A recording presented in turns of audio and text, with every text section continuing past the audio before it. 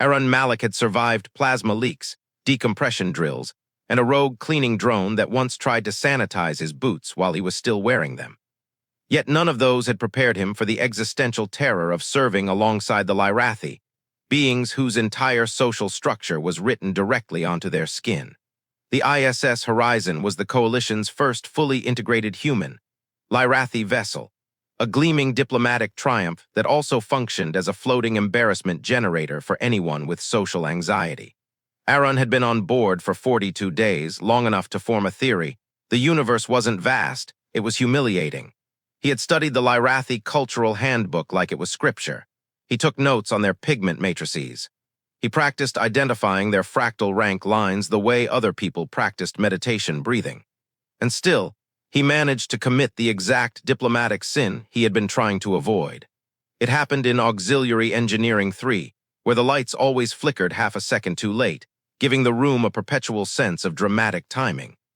Commander Seris Tal was half inside a gravitic coupling, her body angled upward, one boot braced against the rung of the access shaft.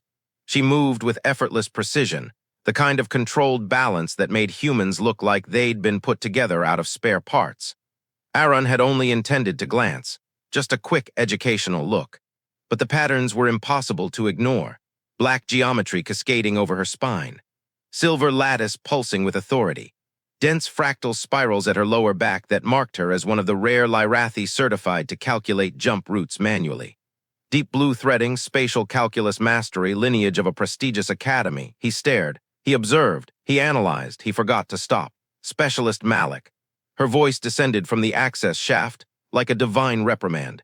Arun jerked upright, smacked his skull into a conduit, and immediately pretended he hadn't almost passed out from the pain.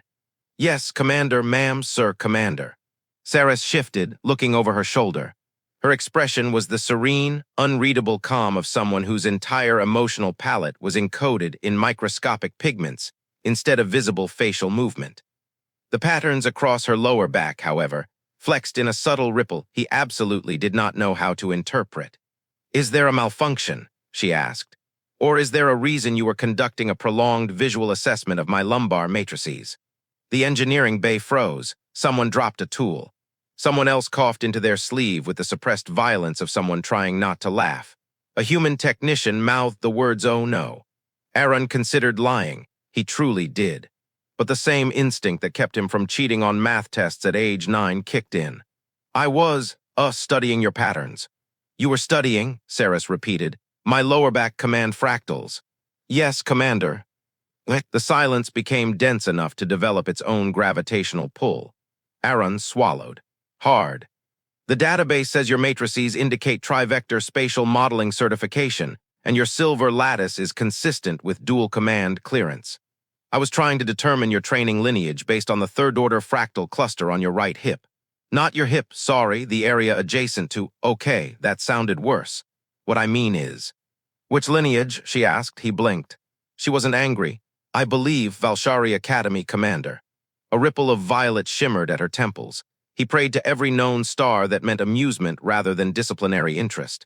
"You identified my academy," she said, "by examining a portion of my dorsal patterning that most junior officers avoid looking at directly for fear of cultural impropriety."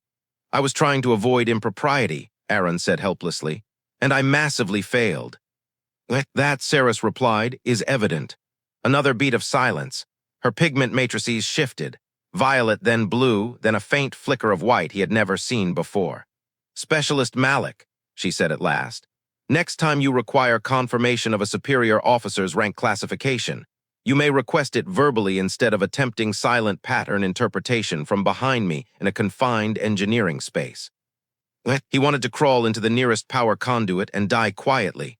"Yes, Commander." She stepped down from the access rung, stopping in front of him. She was taller up close, sharper angles, cooler presence. The faint scent of metallic ozone clung to her like the ghost of a storm. "However," she added, lowering her voice to a level only he could hear, "your analysis was accurate." Arun's brain did a full system reboot. Accurate, accurate. He opened his mouth to respond. But Commander Seris, Arun Malik discovered, within 48 minutes, that news on the ISS Horizon traveled with a speed that should have violated at least 3 known laws of physics. By the time he reached the mess hall, every human on board was staring at him with one of two expressions: barely restrained laughter or reverent awe, like he'd survived a duel with a god. "Specialist," Lieutenant Ramos called from across the room. "Should we salute you or your new cultural expertise?" Arun groaned. "It wasn't, Ramos, please don't." "Hey," Ramos continued. "If you ever need someone else's lower back fractals to analyze, I volunteer for science." The entire section of the table erupted. Even a Lyrathi medic passing by flashed a brief flicker of pale lavender. Lyrathi equivalent of "I shouldn't laugh at this, but I am absolutely laughing at this." Arun dropped his head into his hands. "I'm never showing my face in public again." "You're in space," Ramos said. "There is no public, only infinite humiliation." He shoved a protein bar into Arun's hand as consolation. "Eat, you'll need strength. The gossip channel is exploding." The gossip channel, officially called Crew Cultural Updates, unofficially known as the Spiral, was where humans and Lyrathi shared harmless rumors, announcements, and occasionally thinly veiled mockery. Arun wasn't brave enough to check it, but based on the way people were snickering at his back, he was pretty sure he was currently trending. He wasn't wrong. When he finally sat down with his tray, the woman across from him, engine specialist Dr. Han, smiled in the gentle, patronizing way a mother smiles at a child who has fallen off a bicycle. "Arun," she said kindly, "sweetheart, do you understand what you did?" "No," he muttered. "If I understood, I wouldn't have done it." "You didn't just stare at Commander Seris Tal's patterns. You correctly identified her academy lineage. Do you know how intimate that is?" "I wasn't being intimate. I was being a nerd." "Same thing, Malik," Ramos said. "Same thing." Before Arun could respond, a soft chime sounded, the unmistakable tone of a Lyrathi broadcasting entry into a room. Commander Seris Tal walked into the mess hall. The air changed instantly. Lyrathi pigment matrices glowed in subtle greeting. Humans straightened unconsciously, intimidated by her presence even when she wasn't trying. Seris moved with the kind of calm precision that made Arun feel like his biological design was somehow obsolete. She saw him, and Arun's soul tried to leave his body, walked directly toward him. He felt every human at the table go rigid with voyeuristic anticipation. "Specialist Malik," Seris said as she reached him. Her tone was neutral, too neutral, the kind of neutral that implied either impending doom or deeply controlled amusement. Arun stood like he'd been yanked upward by an invisible wire. "Commander, good morning, afternoon. Whatever time it is." A ripple of silver rode across her cheekbones. "I have reviewed the engineering logs. Your analysis of my dorsal matrices did not interfere with your assigned task." He wished the floor would swallow him. "I wasn't analyzing your dorsal. I mean I was, but academically, culturally. Not anatomically. I mean, okay, I'll stop talking." A pulse of violet shimmered across her forehead. Oh no, that was definitely amusement. He was going to die. "Your observational skills," Sarah said, "are unexpectedly advanced for a human." Unexpectedly advanced. That wasn't an insult. That was dangerously close to a compliment. Someone behind Arun whispered, "Oh my God, she's flirting with him." Someone else whispered back, "Aliens flirt. Is that what this is?" Seris's head turned slightly. Crew members, Lyrathi auditory sensitivity remains superior to human whispering attempts. Both humans went crimson. Arun wanted to melt into vapor. "Commander," he said in a strangled whisper, "please stop saying things that make this worse." Seris considered this, another ripple of violet. "Very well," she replied. "I will refrain." Then, because the universe hated him, she added, "However, I will require your assistance." Arun blinked. "My assistance?" "Yes, your ability to interpret pattern structures at a glance may prove useful. Meet me in Navigation 3 during third shift." Third shift, navigation, a private workspace. This was how people died of stress. He nodded, throat dry. "Of course, I'll be there." Seris gave a slight incline of the head, Lyrathi equivalent of a polite farewell, and left the mess hall. The moment the door closed behind her, the room detonated. Ramos slapped both hands on the table. "HES in. He's so in." "Doctor," and pushed her meal aside. "Okay, we need a plan. Malik, do you understand what just happened?" "No," Arun said helplessly. "Someone explain it to me before my nervous system collapses." Ramos pointed at him dramatically. "She just requested your presence, alone, during a high-duty cycle shift, in navigation. That is Lyrathi equivalent to deep professional trust, which is like Stage 3 intimacy." "That's not, this isn't, I am not." Buddy, Han said gently, you are now officially the human who caught Commander Seris Tal's attention. I didn't want her attention. Too late, Ramos said. You have it. And she doesn't give attention lightly. Arun put his face back in his hands. I need a transfer to another deck, to another ship, to another galaxy. Han patted his arm. No, honey, you need to prepare for your meeting. My what? Your meeting, Ramos repeated. With the most socially terrifying being on the ship, alone, in a room full of glowing glass maps where she will absolutely stand behind you while you pretend you're not about to faint. Arun groaned. Why me? He mumbled. Ramos grinned. Because, Specialist Malik, you have unlocked the oldest universe. Navigation 3 was quiet in a way the rest of the horizon never managed. Engineering hummed, the mess hall buzzed, the dormitories murmured with half-suppressed conversation. But navigation, real navigation, felt more like a cathedral than a workspace. Holographic starfields drifted in slow parabolas. Light shifted with the rhythm of the ship's velocity vectors. The entire room breathed. Arun arrived 10 minutes early because arriving late to a meeting with Commander Seris Tal felt like a potential court-martial offense.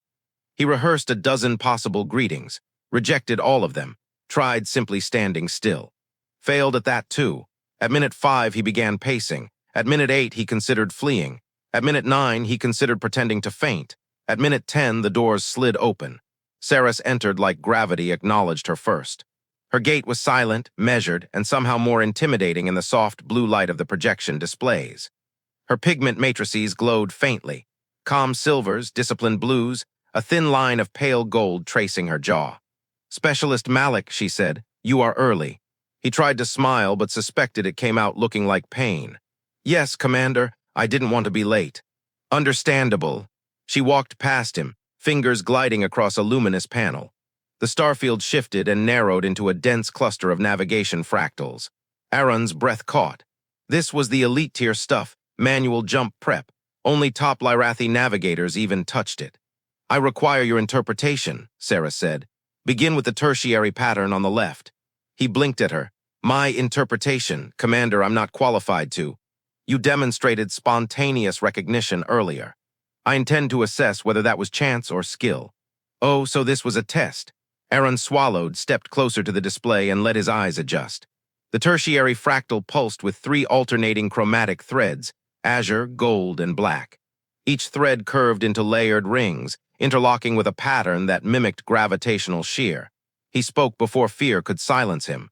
That's a multi-vector correction signature, he said, for dense field jumps.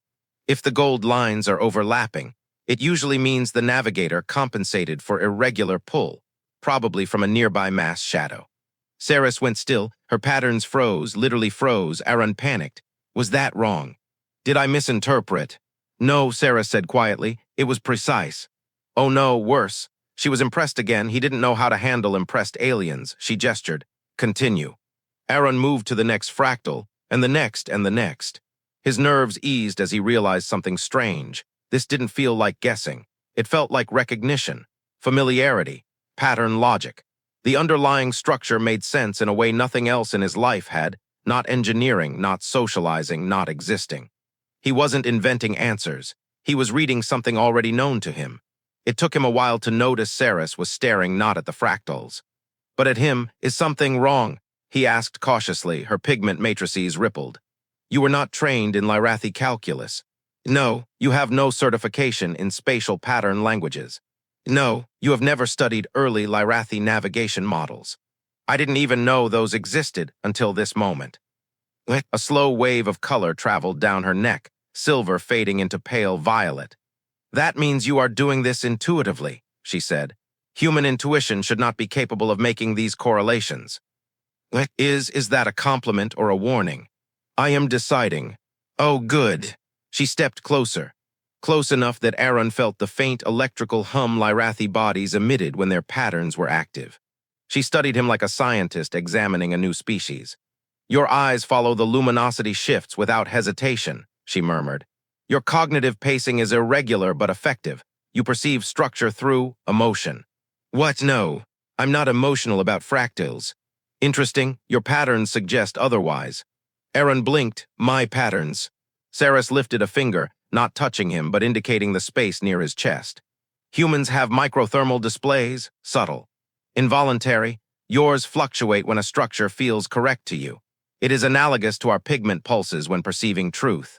Though, so she wasn't just reading star maps, she was reading him. The thought made his stomach perform a controlled crash landing. "Commander," he said carefully, "is this normal?" "No," she stepped even closer. "This is rare." A pulse of gold flickered along her collarbone. Arun had no idea what that meant, but his heart apparently did, because it started acting like it was auditioning for a percussion ensemble. Seris finally stepped back, breaking the intensity of the moment. She gestured again to the display. "You will assist me," she said. "Not publicly, not formally, but your intuition may be useful for complex projections." Oh, Arun blinked, "So I passed the test." Her pigment matrices shimmered in a ripple he recognized now as amusement. "Specialist Malik, you exceeded it." His brain crashed again. Seris moved to another panel and dimmed the starfield. The room softened. Her patterns glowed faintly in the dark, soft blues blooming into subtle golds. "Arun." He froze entirely. This was the first time she had said his first name. "We must establish a protocol," she continued. "A protocol." "Yes, for communication between us." She turned toward him fully. "Humans rely on vocal tone. Lyrathi rely on pigment shifts. Misinterpretation is inevitable, therefore." She extended a hand, not a handshake, something else. Fingers poised, palm upward, offering, not demanding. "When I display pale gold," she said, "it indicates trust." Arun swallowed. "And what should I do?" "You should respond with your equivalent." "Well," Arun said blankly, "humans don't glow." Seris waited. "Oh, right." He lifted his hand awkwardly. "This is what humans do when they trust someone. I think I'm not great at it." Her violet shimmer deepened. "I know." She reached out and placed her hand lightly over his. The contact was brief. Barely. The horizon hit the anomaly 12 hours later. No warning, no tremor, just a sudden lurch, as if the universe had inhaled sharply and forgotten to exhale. Arun was thrown against a console. Lights dimmed. Alerts flared across every surface in furious red. "Spatial distortion detected," the ship AI intoned. "All hands brace." Seris was already moving. Her pigment matrices snapped from calm silver into hard, bright white, the Lyrathi equivalent of battle mode. She crossed the navigation deck in seconds, fingers flying across controls as the starfield warped, stretching into impossible geometries. Arun scrambled upright. "Commander, what is happening?" "A shear fracture," she said. "Localized tear in subspace. It is pulling us off trajectory." "Can we steer out?" "No," her voice was sharp, clipped. "We must calculate a safe line through it."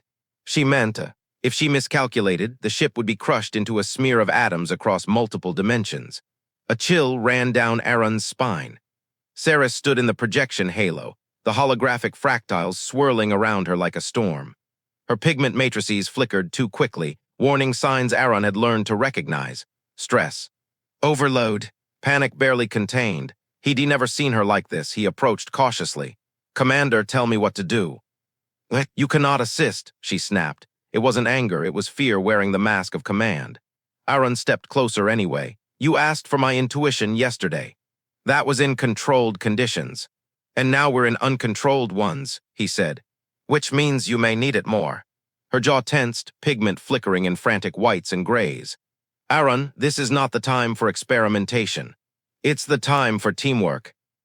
He didn't know if humans were supposed to touch Lyrathi during crisis situations, but he gently reached toward her arm, and then froze, his fingers an inch from her skin, as he remembered the protocol.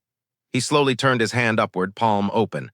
"Human gesture for I trust you, I'm here." Seris went still. Her pigment matrices stuttered, then shifted, white melting into pale gold. She exhaled shakily. "Very well, stand beside me." He stepped into the projection halo. Light washed over them as the anomaly curved into an impossible shape across the holographic display. It wasn't a tear, it was a vortex, a spiral splitting spacetime like wet paper. Seris whispered, "It's too unstable. The lattice vectors collapse faster than I can calculate." Arun looked at the spinning fractals and felt something, not thought. Something deeper, movement, pattern, emotion disguised as mathematics. He stepped closer to the display and pointed. "The shear isn't random, it's pulsing in intervals like a heartbeat. You need to sync the course line to the rhythm." Seris blinked. "Heartbeat." "Yes, like it's breathing." Arun, anomalies do not breathe. This one does, he insisted. Look. He didn't know how he knew, but the pattern pulsed again and again, a rhythm he could feel in his bones. Seris adjusted the projection. Her pigment shifted. And then she froze. You're right, she whispered. It's cycling, a periodic destabilization waveform. How did you? I don't know. His voice cracked, but he wasn't wrong. He could see it. Seris moved faster than he could track. Her hands danced through equations like she was conducting a symphony. The starfield split into dozens of fractal shards, each showing a possible route, most collapsing instantly. We need a line narrow enough to thread between collapsing vectors, she said. I'll find it, Arun whispered. He stepped closer, letting instinct take over, tracing the convergences that felt right. Seris followed his movements, her fingers turning his instincts into mathematics, equations, trajectory arcs. Then she stopped. Her pigment matrices flared bright gold. This is it. She slammed the final vector into place. The horizon lurched hard. The anomaly swallowed the ship whole. For a moment, everything was light and distortion and sound that wasn't sound, like falling inside a scream. Then, the ship broke through, space returned. Stars snapped back into recognizable position.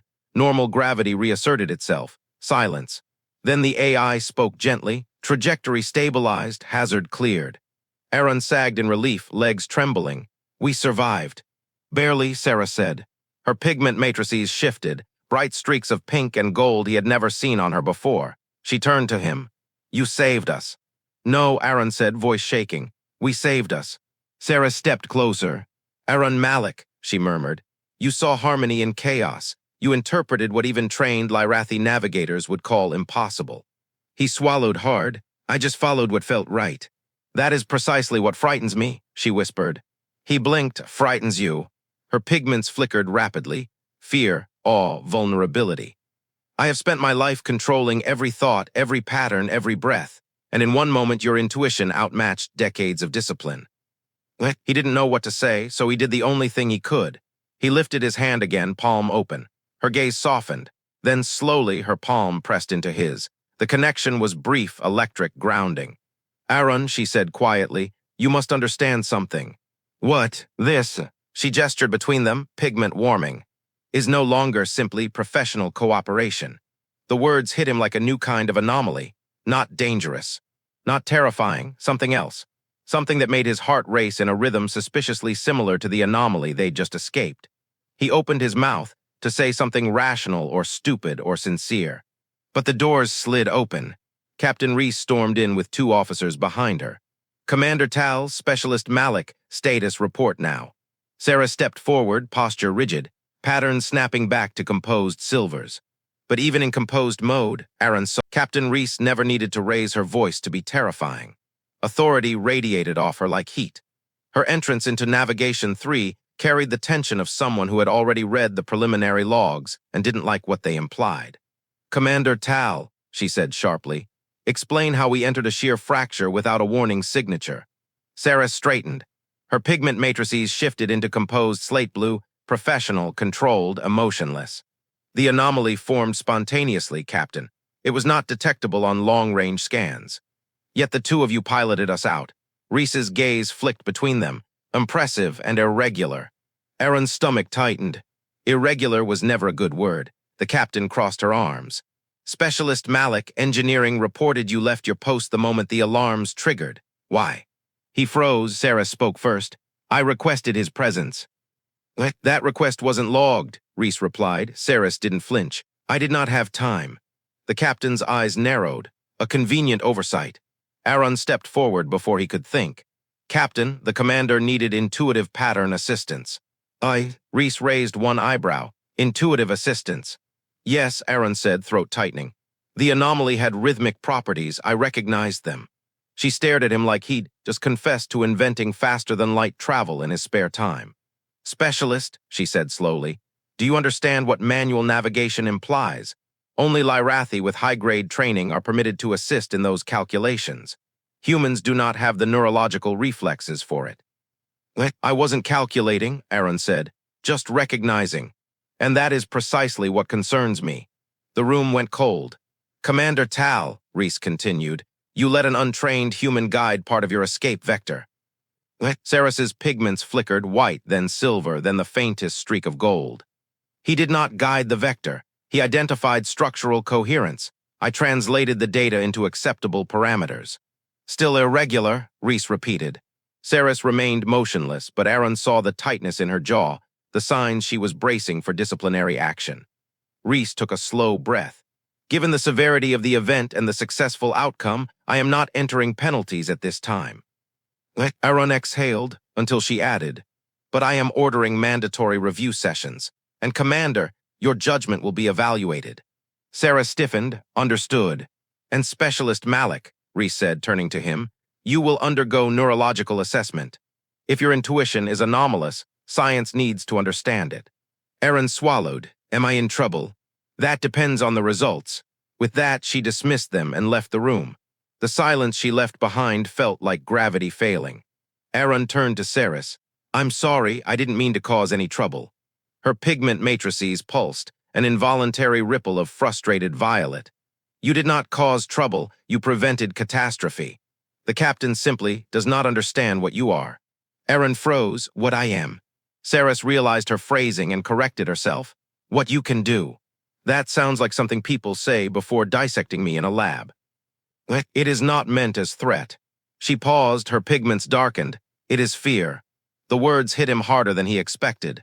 You're afraid of me. No, Sarah said, I'm afraid for you. That was somehow worse. She stepped closer, voice softer. Your intuition is not normal. Not for humans. Not for Lyrathi. If others realize how effectively you perceive pattern resonance, they may remove you from the horizon. For study. Study, Arun repeated. That's the nicer word for lab. Seris's pigments flashed a sharp, protective gold. I will not allow that.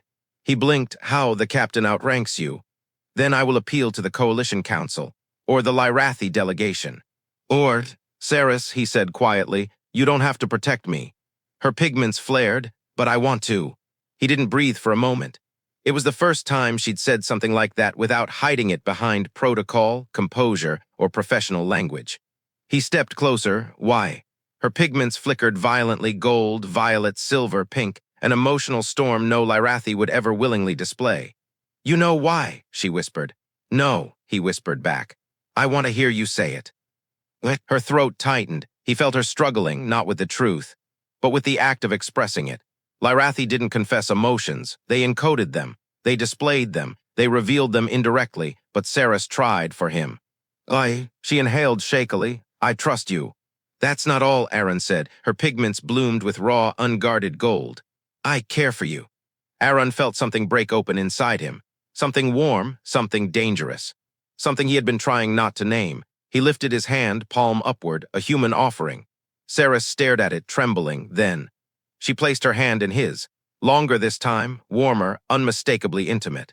Seris, he whispered, whatever happens with the captain, we face it together. Her pigments shifted into soft golden spirals. Together, she echoed.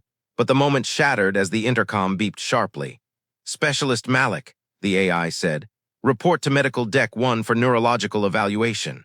Seris's pigments snapped into alarmed crimson violet. No, they will not. Arun squeezed her hand. Medical Deck 1 smelled like sterilized metal and quiet judgment.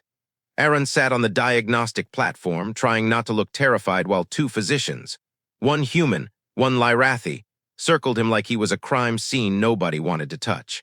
Dr. Amara, the human neurologist, adjusted her scanner. Specialist Malik, the captain has requested a full cognitive mapping and resonance test. Arun forced a smile. Great, love being mapped, huge fan of resonance. The Lyrathi physician, Vale, examined him with unreadable silver patterns. Remain still. Your emotional fluctuations interfere with image clarity. I interfere with everything, Arun murmured. It's kind of my specialty. They began.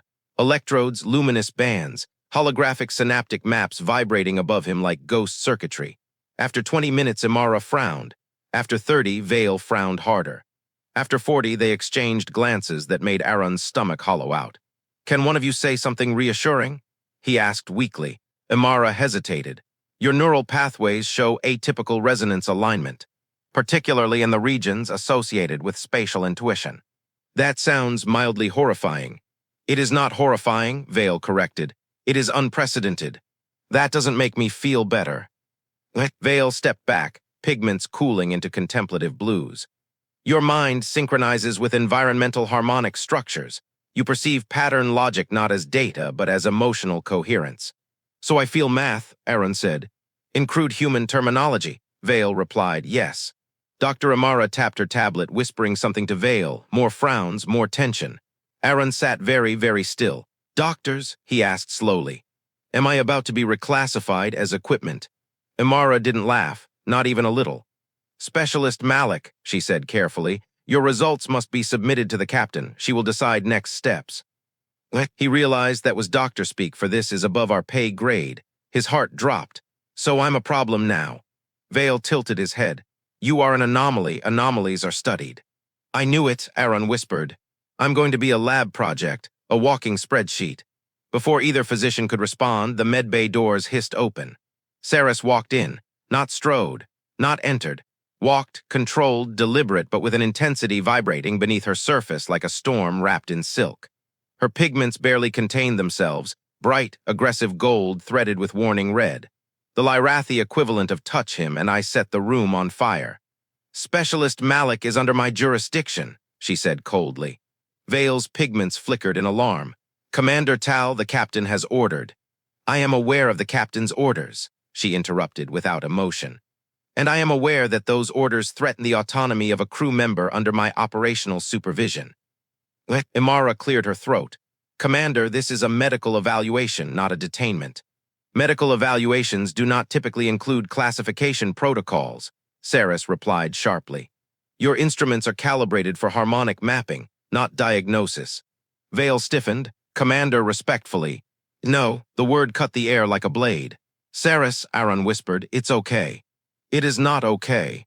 She turned toward him, voice softening only for him. Your patterns are unstable, you are afraid. Arun managed a weak laugh. Well, I'm about to be filed under strange new life form. Little nervous. Her pigments softened, warm gold brushing her collarbones. You are not a specimen. He felt something twist painfully in his chest. The physicians exchanged a look, a long one. Then Amara stepped forward carefully. Commander Tal, she said, the results must be delivered to the captain. Then I will deliver them, Seris replied, personally. That is irregular. Seris tilted her head, pigments shimmering with razor-thin precision. Irregularity is the basis of human, Lyrathi cooperation, is it not? Amara had no answer to that. Vale exhaled. Very well, but the captain will still require a meeting. She may request one, Seris said, after I speak with Specialist Malik. And with that, she placed a hand on Arun's shoulder, guiding, not pushing, and walked him out of the medbay. The doors closed behind them, silence, hallway lighting humming softly. Seris standing inches from him, pigments shifting in a way that made him dizzy. Arun, she said quietly, what did they tell you? That I feel math, he said, her lips twitched, the closest thing Lyrathi had to a laugh. Accurate. And that I might get classified, and that I might be taken off the horizon. Her pigments darkened. If they attempt that, I will oppose it. You'll get in trouble. I do not care. He stared at her. Why? He whispered. Her answer came without hesitation. Because you matter. His breath caught. She stepped closer, not touching, but close enough that he felt the faint electric warmth of her bioluminescence. I must ask you something, she continued. A question that may determine our next actions. What question? Her pigments flickered, fear and hope threading together. If the coalition attempts to reassign you, she whispered, do you want to stay with the horizon? Arun swallowed. Only if I'm allowed near you.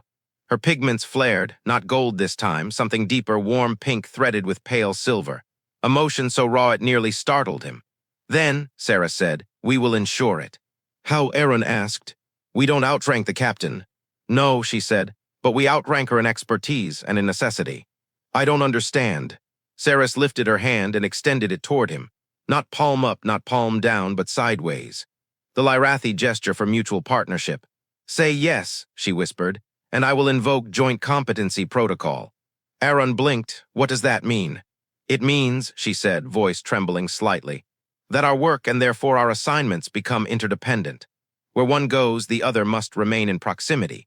It is normally reserved for high-level scientific pairs, or bonded Lyrathi. He stared at her. Seris, this is. Yes, she said, It is intimate, it is permanent, and it is the only way to ensure you stay aboard. His heart hammered. Are you sure? He whispered. Her pigments glowed warm gold. Yes.